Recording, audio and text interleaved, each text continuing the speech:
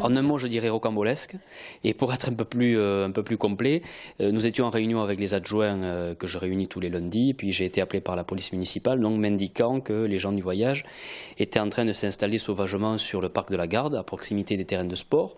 Donc j'ai immédiatement demandé à mes adjoints de prendre leur véhicule et nous sommes partis bloquer l'accès, qui était un accès sauvage qu'ils avaient créé pour accéder donc à ce parc. C'est à ce moment-là que s'est ouverte la négociation avec le convoi d'évangélistes venus s'installer pour 15 jours dans la région toulousaine. Ça a été, je dirais, une discussion intelligente entre personnes humaines. Voilà, c'est aussi des humains, quand bien même ils sont des nomades, avec des enfants. Nous avons signé une convention où, en réalité, je leur ai proposé de rester uniquement jusqu'au 19, c'est-à-dire 7 jours, et c'est quelque chose qu'ils ont accepté, voilà, voyant que j'étais un homme de dialogue, responsable, ouvert.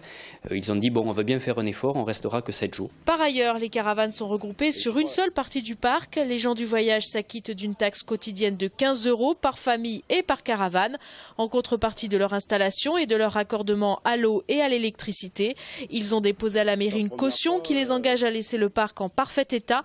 Mais cet événement souligne une fois de plus l'absence d'aires de grand passage sur la métropole toulousaine. La question récurrente étant l'emplacement d'une telle aire.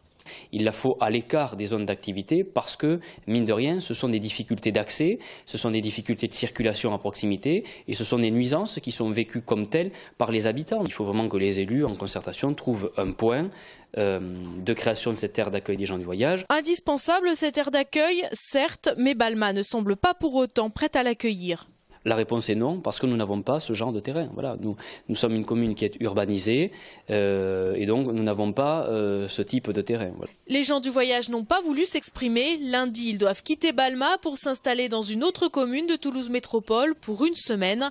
Le convoi étoffé reprendra ensuite la route. Prochaine étape, Lourdes.